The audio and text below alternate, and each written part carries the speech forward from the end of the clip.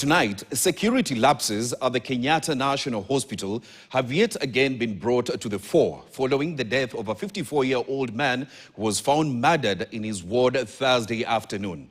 Two bizarre murders conducted in a similar fashion within a span of 4 months at the country's biggest referral hospital, leaving more questions than answers as to how a murder suspect was left to roam free and mingle with the other patients even after the facility was notified of his alleged link with the February gruesome murder, and how the incident occurred despite the alleged measures taken by the facility to ensure patient safety. Gloria Milimu with that report.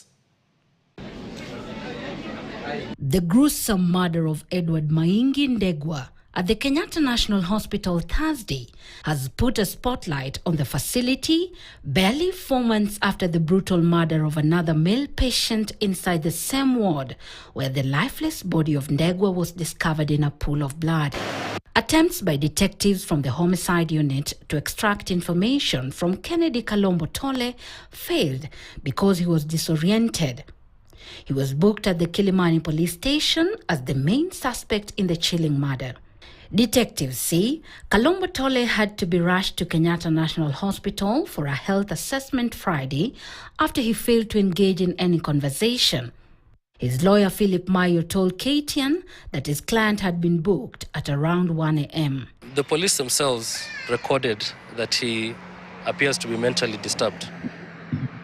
When I asked him where he was arrested, he said he just found himself on the floor of the police station in the morning.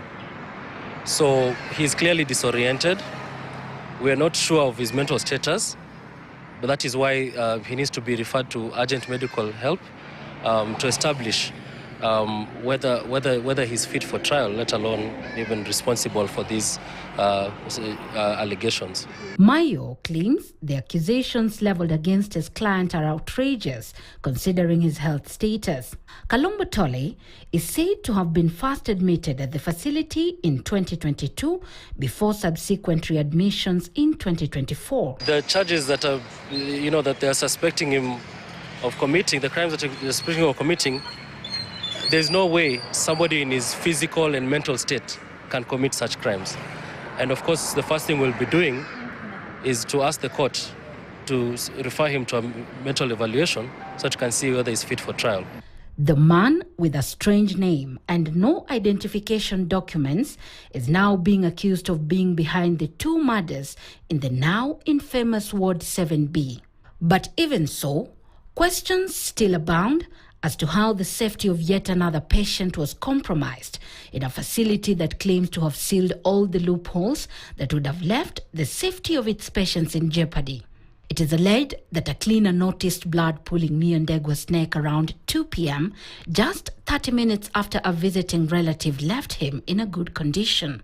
Upon arrival, detectives are said to have followed a trail of bloody flip-flop prints from the crime scene to a nearby toilet and eventually to Kalombotole's room. But questions still linger how a murder suspect, according to a statement shared to newsrooms by Kenyatta National Hospital, was left unattended and even allowed to interact with other patients despite having been flagged as a suspect in the previous murder.